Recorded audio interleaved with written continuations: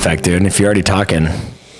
Yeah, buddy. I even say we involve the outside peeps. We can get a little Natalie shout out.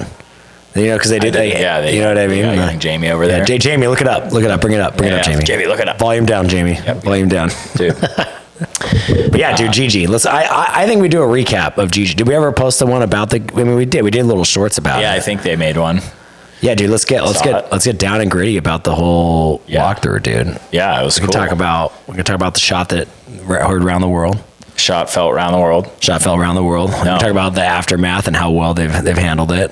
Yeah, you know what I mean? Because like I thought there's a lot of cool behind the scenes things that went down that a lot of people don't know, and I think it especially like when I went to the Good Cup tournament the day, 2 days after. There was a lot of cool stuff that went down. I think they're gonna make a sick video, but and then from what I've looked on the app, the PBN Smash Golf Tour has had some mass participation. Dude, they did so good. I don't remember. We talked about it in one of the other ones. And like Cuban Stogie finally lost 80-ish. Yeah, I know he got second place in the second week. Yeah, see, dude, second place in gross. But here's the cool thing, because we've been going back and forth when we're developing the app. Like, hey, do we stop the handicaps at 0? Do we go into the negatives? And like literally 2 weeks ago, we were thinking, all right, yeah, like hard ceiling. We want to make it modular, and we just had a meeting like 20 minutes ago, and they said that to make it modular and to set it by event, what the ceiling or whatever is going to be a lot of work. So we won't do that right now because there's so many other things to get tweaked and add in and stuff.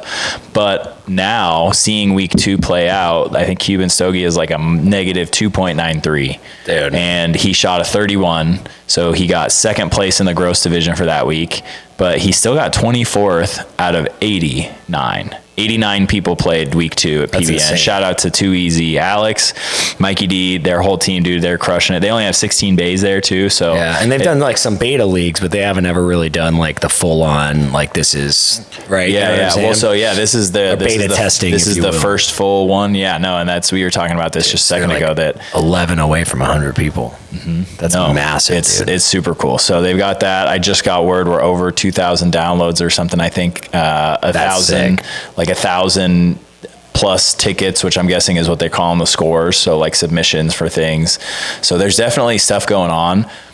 Dude, one of the coolest things that I saw, I mean, I've not hidden the fact that I'm the most partial towards the smash play. That's probably what's going to make me jump out of my seat. Yeah, me too, honestly. But they showed me today, right now it's just head to head. It's just 1v1, or if you did a scramble, it'd be 2v2 or 3v3 or 4v4. Like it's just, you can do like a 4v4 challenge. I think so. I think scramble is technically in there. It's funny because I was hitting golf balls with Tiki yesterday on the range, and there was a group of kids that were next to me. They were battling about moving from Tempe to Chandler, which was pretty funny, but they were all doing a scramble when they were doing it. And I was just thinking to myself, like, how cool would it be? They just like, boom, jump right on, and they're doing like a 4v4 submit. Yeah, why didn't you and Tiki do that? Well, because I didn't know if the 4v4 and the smash play was active. Yeah. You know what I mean? Because they were already in the middle of their scramble, and I was thinking, dude, how cool would it be? These dudes, as they're arguing about moving from Chandler to Tempe and going low and trying to get eagles and stuff like that, they could be battling another foursome, in Chicago that's arguing about the same thing, right? Exactly. And the cool thing, so like what the update was, they showed me some of the concepts and what they're drawing up, but the next big thing that they're trying to push, and this scope is going to be done June 15th, so it's May 18th, the day we're recording this,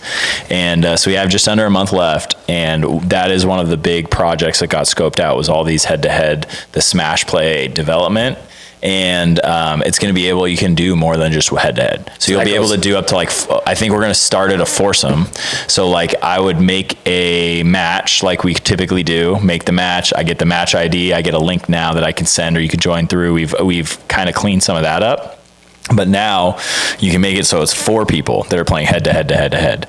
So that foursome could have literally been playing each other while they're arguing and talking shit. Yeah, that's really cool. And stuff like that, which will be really fun. And I think the key there is not just play, because they can play each other normally and just like keep score because the scorecard is on there. But the key to this is that they can bet smash cash against each other and win really cool stuff. Yeah, they can set like an entry fee, and then they use the smash cash they've gotten. I think you get 50 to sign up anyways in the app, and then you get some. Obviously, we run these events and leagues and stuff right now that are other ways. We're just trying to get smash cash out into the ether. But yeah, man, they can go on and they can play against each other.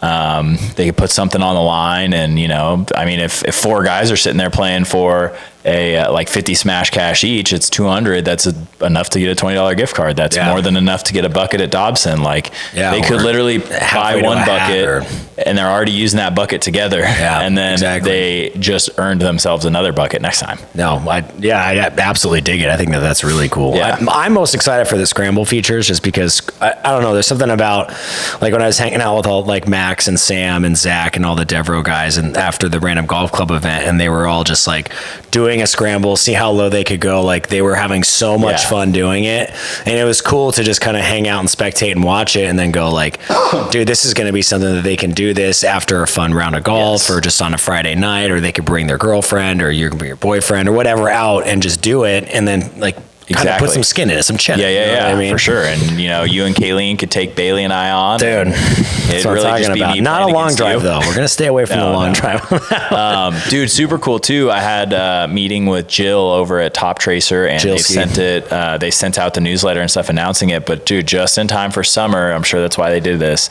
They have junior tee boxes now on Top Tracer. That is sick. Which makes it so much more tolerable to do like the junior summer league we want to do and all those things. So having those junior tee boxes, I'm going to go back in and I'm going to add them for each of the golf courses. It looks like they're the same color, so that makes it easy. Just do sky, I think is what they call it in their app. So yeah, man, it's going to be super cool. As Top Tracer is changing and evolving, it opens doors up for us, and we can get more creative with the things that are going on, and just to kind of tease at some of the things that are going to be out there too. Because like you said, sometimes people just like to see how low they can go.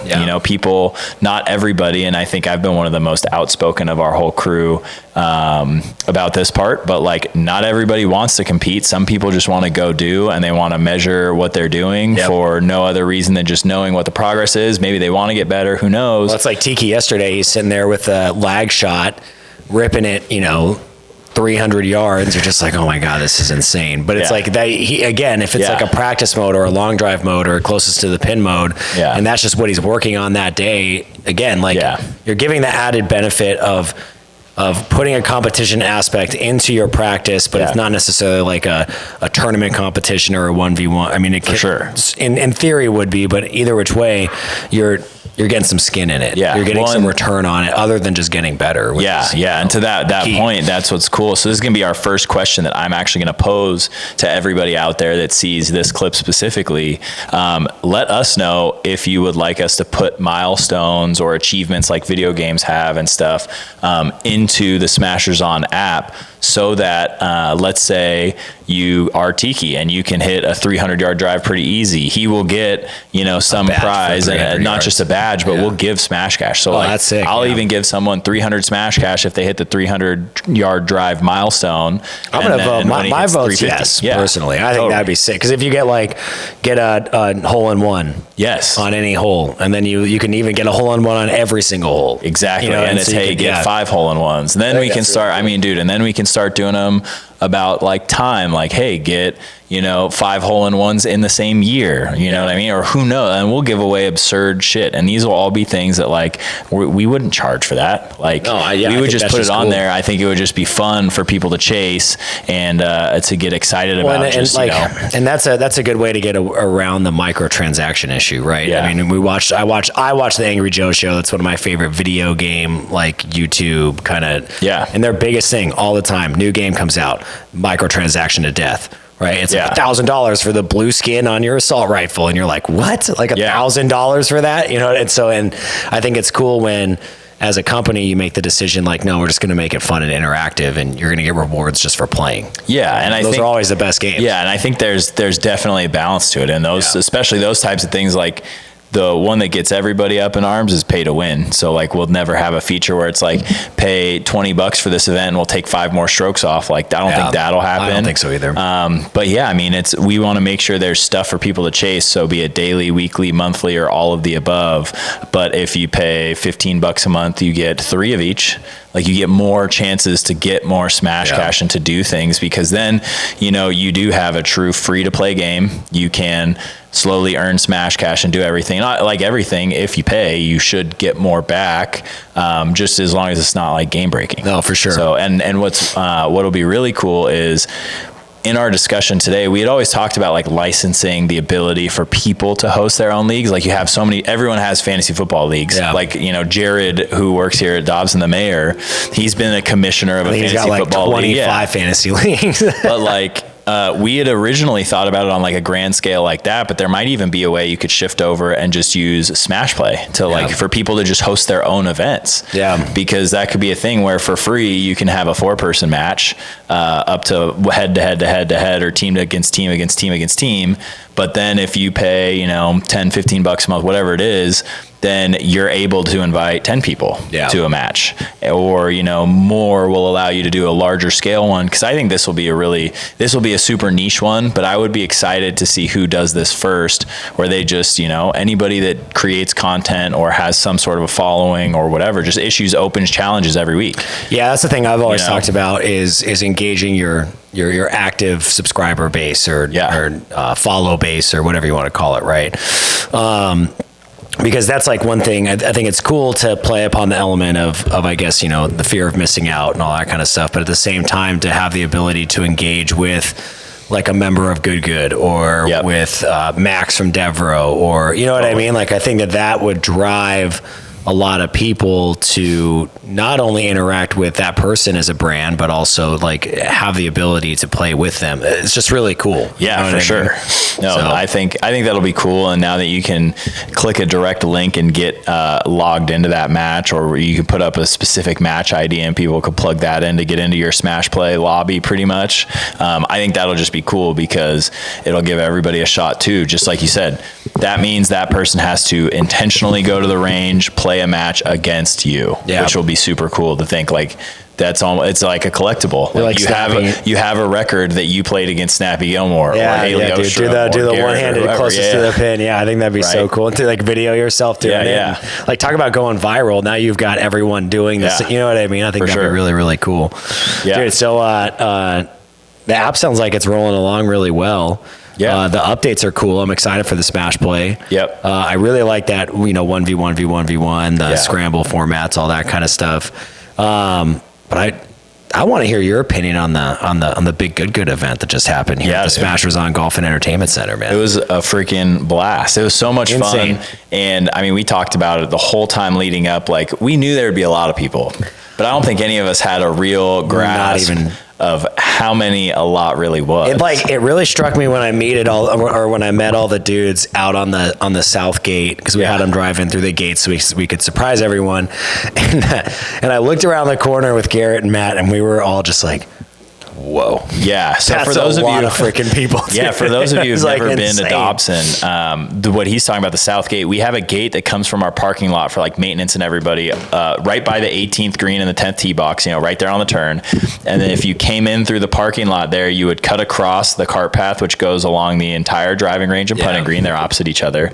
Then the pro shop, then the staging area, and then another putting green as you make it to the first tee. Yeah. And there was literally like, remember those soccer tunnels that you made when you were a kid? It was exactly. There was people lining both sides of the cart path all the way until you got to the first tee, which had like 1,000 people on it watching the first tee. 1,000 plus. Because I mean, we've got a lot of videos of it, obviously, of the bird's eye, but I don't think we got one at its like max capacity. No, and because I was right there, and a lot of the angles, and a lot of the angles you can't even see. It doesn't even showcase how many people walked halfway or all the way to the green. It was borderline like what you would see at a tour event, where people go with a plan like, I'm going to this hole at this time because I know the golfer that I really like is going to be there then. Some people were like, dude, screw the first hole. I'm going to stand on the second tee box before they even teed off. Like, they just wanted their spot. Yeah, I mean, dude.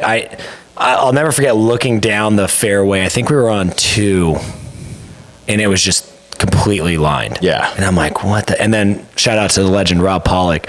He was there and he has no idea what's going on. Yeah. He's just like, I'm an old dude. I don't know what's happening. He's just walking around like, what is this? He goes, I'm not saying, and he might be over exaggerating, but he goes, I'm not saying that it was like following Tiger at a major, but if Tiger was at like the RBC Heritage or you know or the John Deere Classic. He's like, it was kind of like that. You know, it felt like dude, it really did. It was insane. Yeah, the intensity with which everybody was like moving from spot to spot, dude. They were on a mission. Like everyone was super nice. That was the other cool thing. Everyone was nice. There was no bickering, absolutely no fighting, no pushing, no shoving, which was, I mean, that's just a huge testament to the community around, you know, all the new golfers and old golfers like who've come together to watch and support good and all their endeavors. But it's just that's the other thing. From anytime you do a large event, you're worried about like, oh, all it takes is one person, two people to get in an argument or a fight, and then just freaking groupthink kicks in. And there was absolutely zero of it. It was super cool. And that's, I mean, a shout out to the community here in Arizona and a shout out to the good community, right? Yeah. And I think it all cultivates even from their direct, like, I guess, I mean, I'm come from like a corporate world, but like C-level, like, you know, Matt Kendrick and Jared and Brian and all the guys, like they're just such a cool and unique team. And they've built this just like kind of encompassing a group of dudes and product that really fits any demographic. Totally. Like that was the thing that I thought was the coolest is like you had little kids, you had teenagers, you had college kids, you had people in their 40s and 50s, you had some older people out. I mean, we had people fly in from Washington. Yeah, DC. Yeah, DC, like across the country style. That guy, he brought both of his sons, and only one of them plays golf. That's the funniest part. And so, I mean, just to see that, and then I met people at the end of the night that were leaving when we were closing, like 11:30ish. He's like, yeah, I'm driving home. And I'm like, oh, cool, where? And he goes, San Diego.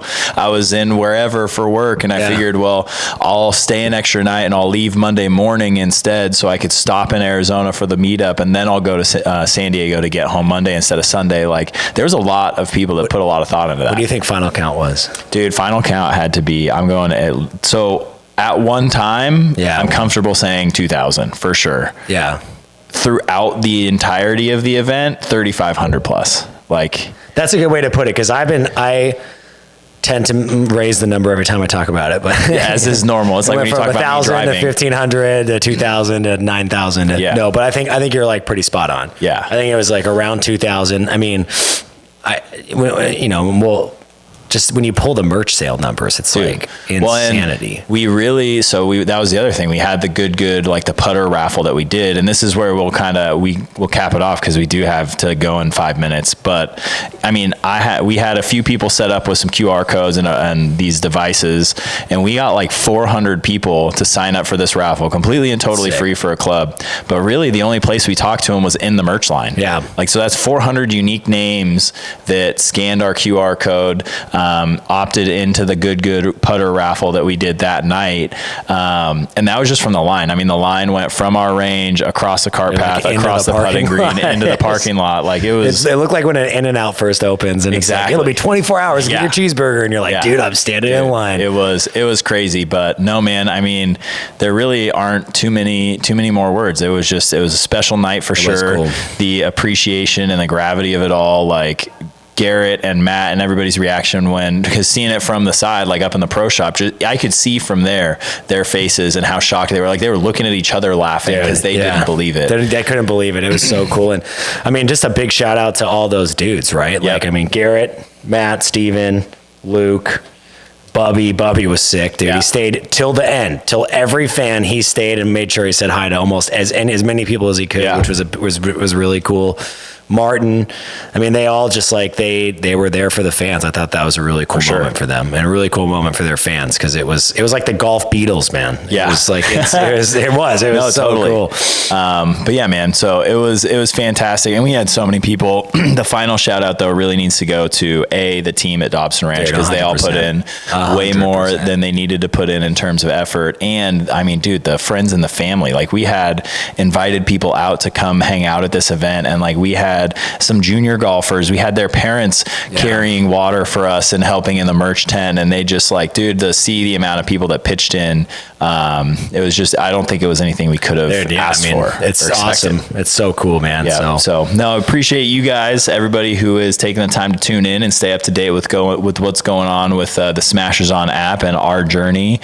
Make sure you guys like, subscribe, or follow, depending on which platform you're using right now, and let us know what what kind of events you would want to see us run, what kind of questions you might have for us, whether it's about the app or even just Top Tracer in general. I think sometimes we take for granted how few top tracer ranges there really are in the scope of this country, and how many people really don't know that it exists or what it is. Agreed. Or just because it's something different, they don't even want to know.